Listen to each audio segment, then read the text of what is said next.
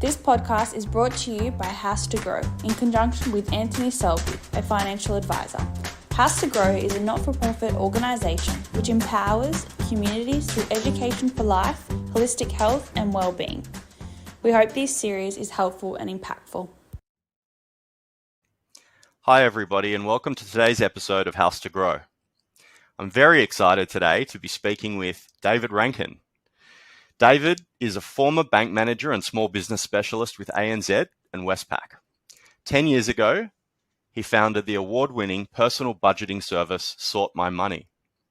TV credits for David include Channel 7 Sunrise, Channel 9's Today and SBS World News, and his financial opinion is regularly sought by the Herald Sun, Telegraph and Courier Mail. David works as a money coach to organisations and individuals alike. And David asserts that if you are motivated, you can become highly financially literate, and that this awareness then ripples out into your relationships, career, physical and mental health. Sort My Money's unique Google Maps for your finances system shows you the best way to your next destination and when you will get there, be it buying your first home, starting a family, founding a business, traveling overseas, or all of the above. Once you get used to being in control of your own life's journey, David says you will never go back to the old financial you. David, welcome. Tell me, why did you create Sort My Money and what is it? So I suppose why I created it, you've alluded to my career there in your intro, because I was a bank manager and small business specialist with ANZ and Westpac. They gave me a fabulous financial education, those two organisations, and I appreciate what they did in terms of teaching me about loans and debts and bank accounts and so on.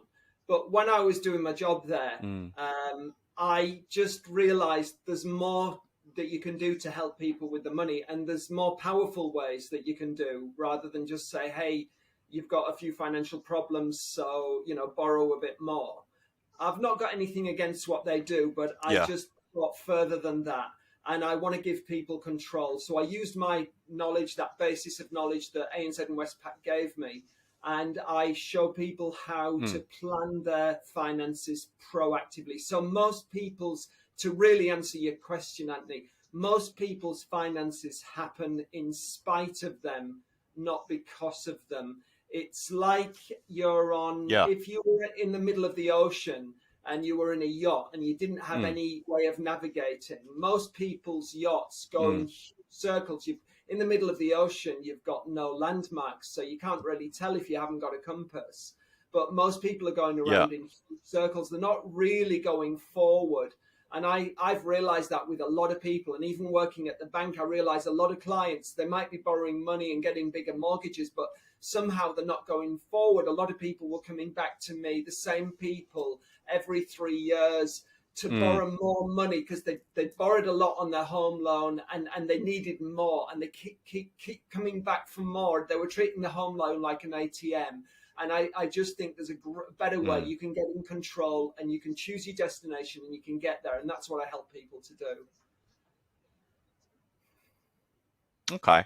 And how does Sort My Money do that exactly? Can you tell me a little bit about the actual system itself? Or yeah. So basically what happens is if somebody says to me, hey, David, can you help me with my money? Well, what I do is I'll do 2 or 3 hours with them at the start, and it's all fact find, and I'm interested in every single detail. So really what I'm doing is I'm drawing up the mother of all budgets and account balance forecasts. It sounds a bit boring, but it's not, because at the end of that 2 or 3 hours, you've got the nearest thing to a financial crystal ball that you'll ever get. So I can see someone's financial future. And so I'll just say what a lot of people, so this is what I do and this is why I do it. And a lot of people, when they're drawing up a budget, they make the mistake of, it's like half baking a cookie, it's a half baked cake. So they leave so much stuff out of it that you don't want to eat that cake when it comes out of the oven. Yeah. So they leave, birthdays out of it, and they leave anniversary, and they leave Christmas spending. And the Yeah. little things that come up once a year. If you've got a mortgage, you pay $395 to the bank for the privilege of having a mortgage. For most banks, they leave that out. So there's so much stuff gets left out that it's not really, it's very theoretical. So I leave no financial stone unturned. In that 2 or 3 hour conversation, I go into everything. I want to know where everything's getting paid from, which account. I want to know what date is coming out. It's like a jigsaw puzzle, and it's like I'm putting 100 pieces of that jigsaw puzzle into place. And within 2 or 3 hours, I've got the overview. And it's a bit like whether you live in a house or a flat, you live in some kind of building. And if you were to get up in a helicopter today and go above that building, you'd go, oh, wow, I know this building so well, but it looks so different from here. And you'd be able to see the horizon open up for you. You'd have maybe several kilometers of horizon beyond the place you live that you're so familiar with. And so within that 2 or 3 hours, I've got that helicopter overview. I've got the horizon, which is the future of someone's finances. And it's not because I'm trying to say I'm clever and I keep all this information to myself. I actually share it with that person. I share the crystal ball. I share what I'm seeing. I share the challenges I'm seeing. I share the opportunities that I'm seeing over years to come and right now. And that's the way I do it. It's really a really detailed plan, and it's a forecast for the future and how to take control and how to make that new future happen rather than just winging it and hope it happens. Very good analogies there. Thank you. That's okay.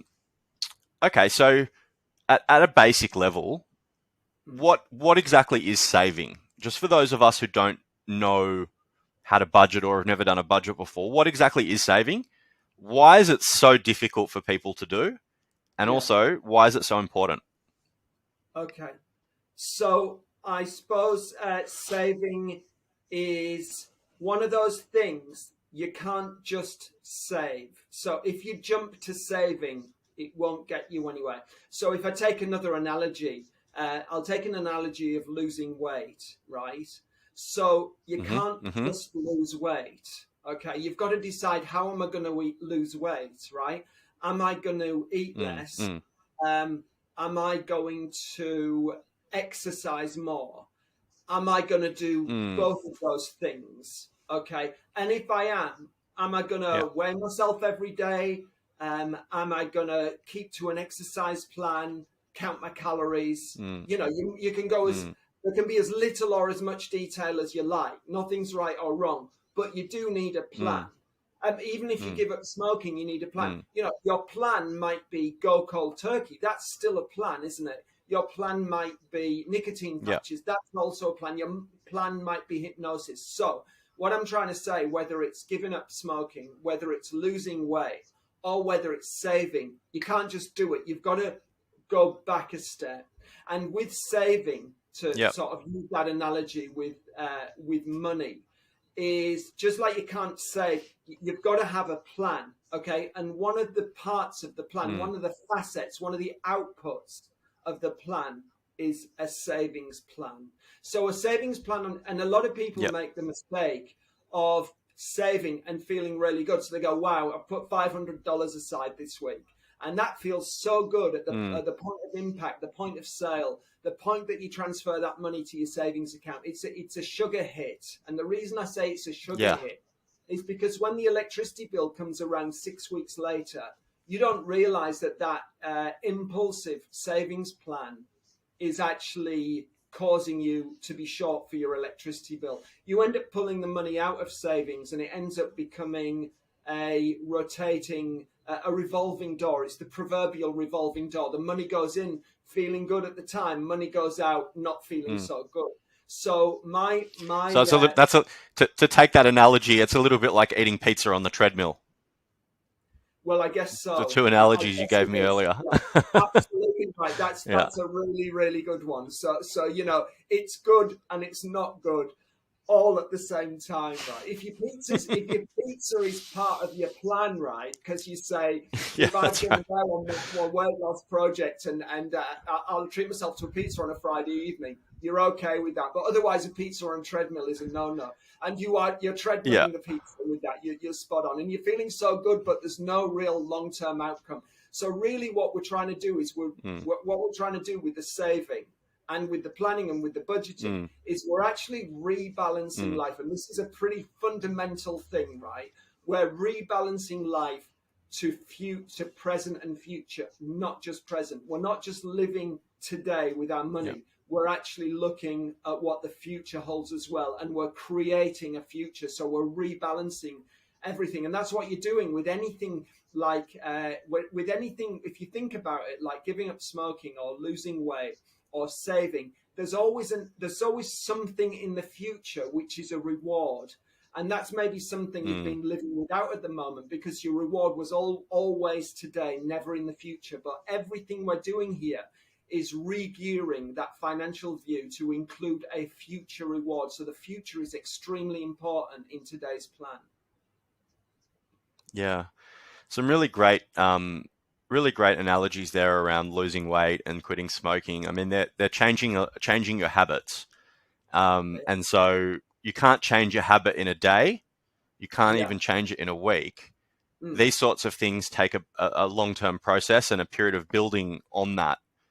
You might relapse. You might lose weight for or whatever it is for a few weeks, and then you might start putting it on again. And then you sort of, as long as you're conscious of that and you know where you're going, you're able to course correct and keep moving towards your goals. Whereas if you're not conscious of it and you don't have, I really like that analogy. Can I just say, Antony, that you've used you've used a word there which goes bang, that word powerful. You maybe don't even know you've used it, but you use the word conscious, right? So what this is taking unconscious behavior, which is below the radar, stuff we're simply not aware of, okay? And it's bringing it above the radar, it's bringing it above the line, and it's bringing it into your conscious realm. And so many things that you do every day, we're all on sort of an automatic program, aren't we? And we're unconscious with so many things. And so we are creating consciousness in the area of money. Now, there's a few different ways of saying conscious, a few synonyms for that, but you could say mindfulness, consciousness, or awareness. So you might have been afterpaying everything, and that's unconscious. And then all of a sudden you will be saving for something, and you'll be saving according to a plan that you're actively implementing, and that's conscious. And the power, and this is spiritual as well as physical, the power for us as human beings is bringing an element of our life into the conscious realm. Now, we've used some analogies here. We've talked about smoking. Smoking is an unconscious thing. You give up smoking, it's very powerful because it comes into the conscious realm of your life. The same with losing weight. You might be overeating, under exercising, unconscious, losing weight, plan, the whole plan, it's conscious, it's powerful. And the same thing with budgeting and saving, you're bringing it into the very, very powerful conscious area of your life. And, when you do that, when you experience the power of bringing that into the conscious realm of your life, then you can't help it. You will get into a habit of bringing stuff, and I say stuff because it's unconscious stuff, into the conscious area of your life. And I know it because I experience it myself, because I teach people these things. I'll get onto this later, but I actually do all this stuff myself. So I've trained myself to be conscious with money. And so I've found, oh, wow, I've becoming conscious of so many areas of my life. And what does that mean? It means I'm becoming more empowered, because consciousness is empowerment in many areas of life. Absolutely. So well put. So that's a really good explanation as to why it's so important to save. It not only is reflective of your money habits and your money wellness and being able to create your own future and path forward that you choose rather than that's chosen for you, but it also impacts other areas of your life in wellness. So your health, you're likely to pay more attention to your health, and a whole bunch of other areas that are likely to have flow-on effects. And you would have heard in previous episodes of Room to Error, we were talking about those with Cody and Betsy too. So you're creating a really solid foundation across not just your financial future, but your wellness more generally. You start to become conscious about how you're living. What are you buying? What are you putting in your trolley when you're spending money? Are we spending money on cigarettes? Are we spending money on whatever it is? Is it a necessity, or is it a thing that I'm doing unconsciously or because I can, rather than because I genuinely want to and I value this in the long term? Yes. So coming, can I just say one thing there? There's just a subplot here. So really, it's absolutely, yeah. So when you say what you're putting in your trolley, it means what are you putting in your body as well, most of the time, right? And also, you could take it further. What are you putting in your body? What are you taking in terms of entertainment as well? What are you watching on Netflix? So how are you nourishing your mind? How are you nourishing your body? What's in your trolley will tell you a lot of things. But just one thing I will just say, if you're putting cigarettes in your supermarket trolley, right, it's not wrong in itself. But to start becoming aware of it is the main thing. That's the right and wrong. So, okay, I'm aware that I'm putting a pack of cigarettes in my supermarket trolley. I'm aware. Okay, brilliant. That's the most important step. Once you're aware for long enough, you'll start to do something different. But it's the awareness that counts. It's not a right or wrong. It's not feeling guilty, because there's nothing wrong with smoking. There's nothing wrong with gaining weight. There's nothing wrong with, there is something wrong with smoking. There is something wrong with I'll interrupt you. I disagree there. I'll take that there is a but that said, I take your point. Okay, yeah, I'm talking about being conscious and unconscious. If you start to be conscious of it, I'm really conscious, and I'm actually starting to be conscious of the things it's doing to my body. That's the real power. 100%.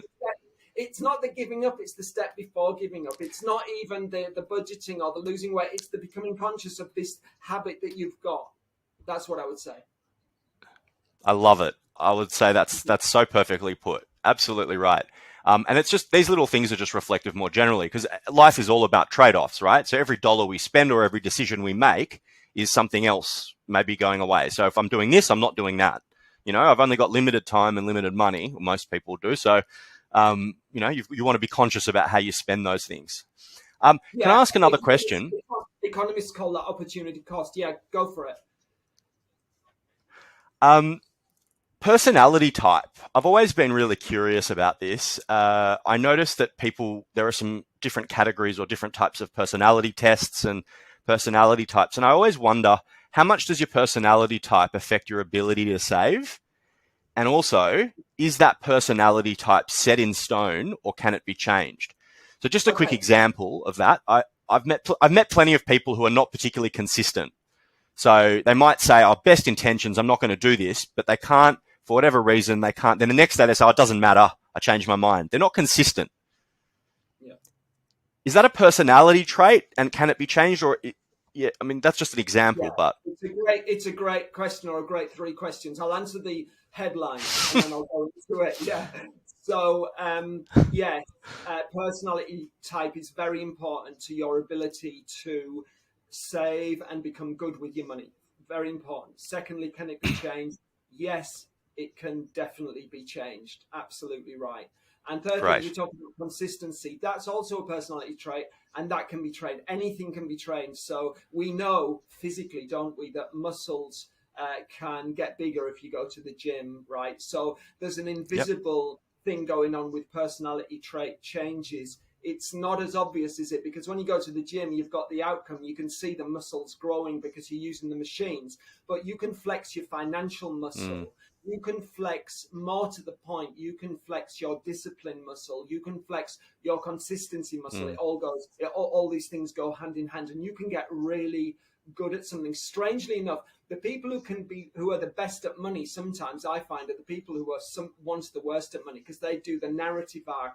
They learn this stuff, and they are almost like believers. They master it in a way that somebody who's born good with money, it's kind of a blessing and a curse, because you never really, good is the enemy of greatness, isn't it? So someone who's born good with money will pretty much stay good with money. Someone who's born really bad with money, I'm not saying they all do, but somebody might become really amazing with money. So there was a test done to your question. There was actually an experiment done 50 years ago at Stanford University in America. A lot of people have heard about it. It's called the marshmallow experiment. Yep. And each 6-year-old in the test was given a marshmallow on a plate. And they explained with the clock on the wall that if you stare at the marshmallow for 15 minutes and not do anything and not eat it, we'll come back and we'll give you a second marshmallow in 15 minutes. But you are free to eat the marshmallow now if you'd like.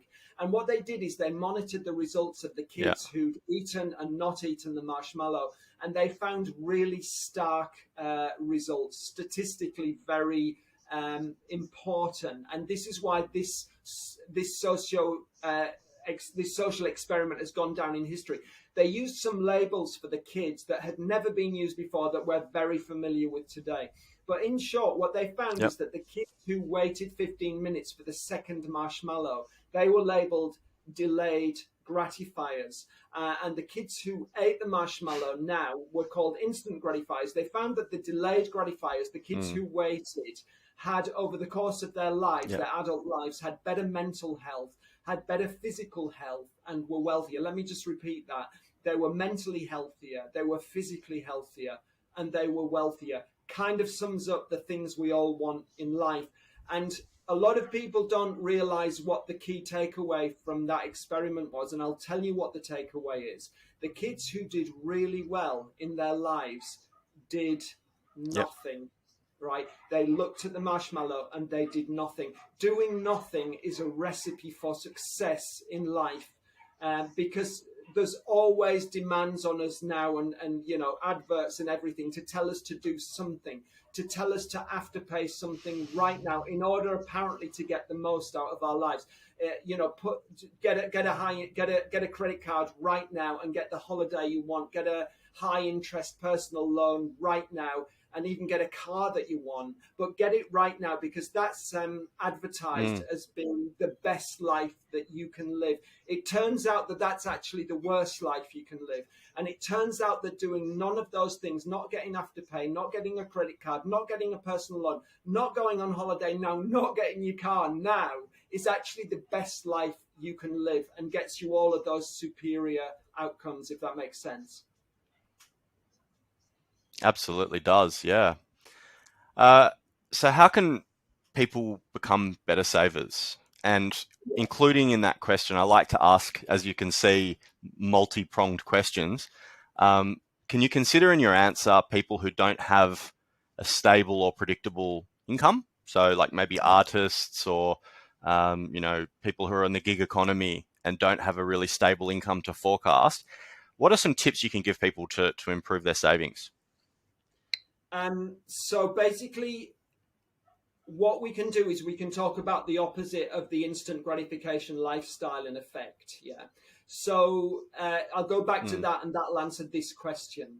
So the instant gratification lifestyle is one where you have everything now, and it's impulsive and compulsive.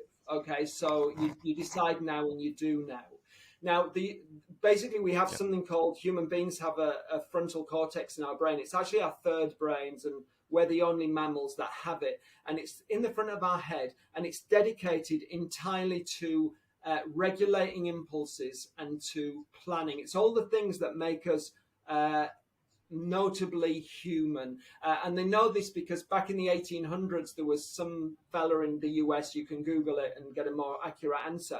And he was working on a US railroad, and he got a nail going through his head, a bit like Frankenstein, going in one side, coming out the other.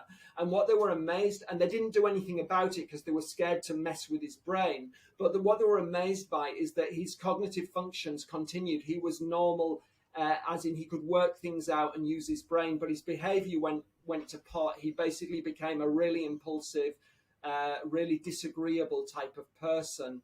And that's what the frontal lobes play a huge part. So what we need to do is we need to go to the planning aspect. So to become a better saver, you need to start planning. You need to start doing very little right now, but you need to sit down and plan, look at your money and what's coming out. A great way to start is to look, if you think you're quite impulsive and instant gratification, sit down with, a glass of beer or wine or orange juice or whatever you like to drink on an evening, calmly and rationally, and just go through your statement, go through your account transactions and see what your money's getting spent on, and have a look at those direct debits that you signed up to 3 years ago or that your kids signed up to 2 years ago that you're not actually using. and start to get on top of it and see that every one that you rule out is a win. If you're not using the gym and there's 3 gym direct debits coming out, or if there's 4 phone storage payments every month coming out, but you're not using that, these are things that you can cancel. So start planning and basically start thinking of the future, start planning and start putting some sort of structure in place with your finances. And the other thing I would say to your question, although it's good to start saving, in order to start saving, you need to see what you're spending. And my advice to you is your day-to-day spending, your non-bill spending, which could be things like petrol and groceries, those typical, and it could even be coffees and takeaways and lunches, is to do that on a separate account, have a separate tap and go account. You might transfer $300 into that account every Friday. You might transfer $1,000 in every Friday, depending what you can afford and what you want to spend. But transfer a set amount, I would say after payday, maybe every Friday, into that account and measure how you go. You might say, right, I'm going to try and spend $300 a week. And I'm going to see how I go. Yep. And you open this account and you have a dedicated debit card. You don't spend on a credit card. You don't spend on Afterpay. You don't take out any credit facilities or anything like that. And you don't spend out of your main wage account. You just spend on this new account.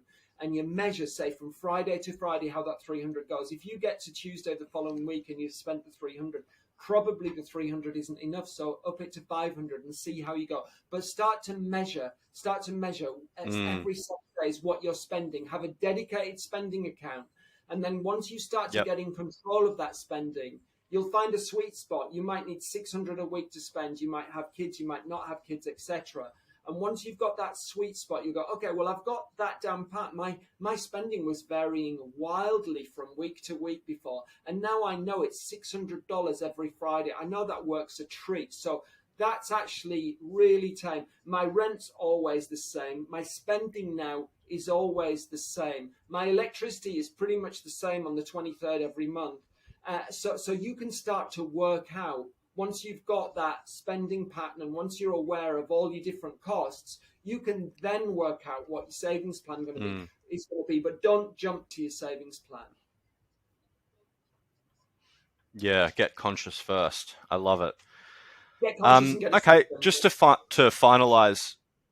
Yeah, exactly. Just to finalize today, a couple of, I guess, foundational type questions for you. So, first one, what content have you been consuming for our listeners? What projects are you working on currently, if any? And then where can people keep up to date with you? Content consuming. Actually, I've been consuming spiritual content on YouTube, really in a wider sense about becoming conscious in different areas of life because of what I do. And I teach people how to be conscious in the money area of their life. It's a theme in my life.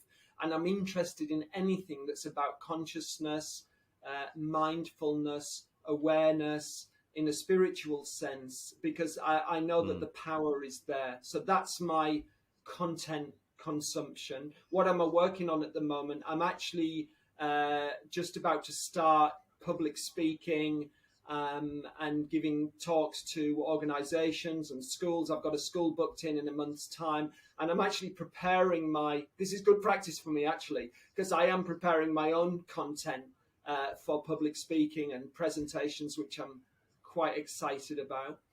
And the Fantastic. final one, I've lost the final one. Final one, where can people keep up to date with you? sortmymoney.com.au, SORT for sort, sortmymoney.com.au is our website, but you can find Sort My Money on Instagram and on Facebook or on LinkedIn, and those are the main places to keep up to date. Excellent. So David, sortmymoney.com.au. If you need any help with your budgeting, your cash flow management, and getting into a regular savings plan so that your future looks much better than your present, if you're living day to day or week to week and you want to get in control of your life and become conscious of your spending and your saving and do everything consciously, get in touch with David. He'll be very happy to help you. Thanks very much for joining us today, David. It was a real pleasure to have you on, and I look forward to speaking again soon. Thanks, Antony. It's been my pleasure. If you like this podcast, please subscribe, like, and share with your friends and family.